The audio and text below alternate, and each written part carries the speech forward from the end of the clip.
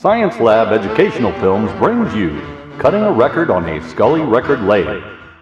Since the invention of the cylinder phonograph by Thomas Edison in 1877, through Emil Berliner's invention of the flat phonograph record disc in 1888, human beings have been fascinated with the reproduction of sound. Mastering a disc recording is a fascinating process where music, sound, science, and mathematics all intersect to create a commercial product. Today, we will follow the musical group Deke Dickerson and the Whippersnappers. The group has recorded their new album, Honky Tonkin' Rhythm, in a recording studio and mixed their album to reel recording tape. Today, we will follow the steps needed to convert this tape recording into a phonograph record. This film will demonstrate how the group records a master disc on a Scully record lathe, a precision industrial device used in creating or cutting vinyl records.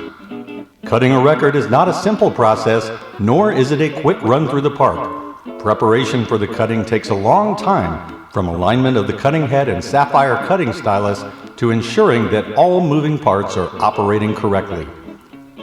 Mathematics come into play as Deke Dickerson demonstrates the formula used in cutting. Number of minutes per side on the chart at 33 1/3 RPM will give you the exact lines per inch to cut the spiral groove. Some of the preliminary steps before cutting include cleanliness, proper lubrication, and electronic alignment. These are crucial elements in producing a high-fidelity, good-sounding disc recording.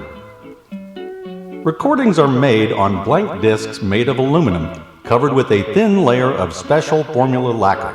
Each disc is inspected for imperfections. The blank lacquer disc must be free from static electricity and dust. First, a de-static gun neutralizes the surface area. Then, compressed nitrogen gas is used to blow away the tiniest dust particles from the cutting surface. Once the disc is ready, a test groove is cut on the outside edge of the lacquer disc to determine groove width and depth. At long last, the boys are ready to cut a record. First, the cutting head amplifiers are turned on with reverse RIAA equalization. The cutting head is dropped and a lead-in spiral is cut at the outside of the record using mechanical levers built into the lathe. The reel-to-reel operator presses play and we're cutting. The groove is cut in one continuous spiral with no room for mistakes. While cutting just one long-playing album, the cutting stylus cuts over 1 mile of continuous groove. This 1940 Scully record lathe has probably cut enough miles of grooves to go to the moon, but we won't know until space travel is possible someday. The space between songs is created by a manual turn of the crank handle. Time is money. A cutter must pay attention. A recording head is a modern marvel of technology. Incredibly powerful amplifiers send audio signal into a small, jeweler-cut sapphire cutting stylus, vibrating the sound literally into the grooves. This is where music and science intersect. A vacuum pump sucks away the lacquer cut from the disc, known as chip, away from the recording surface and into this glass container.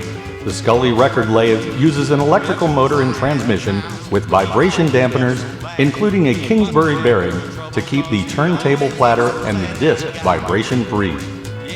As the record continues to cut, each detail must be carefully monitored. Many things can go wrong in the middle of a cutting session.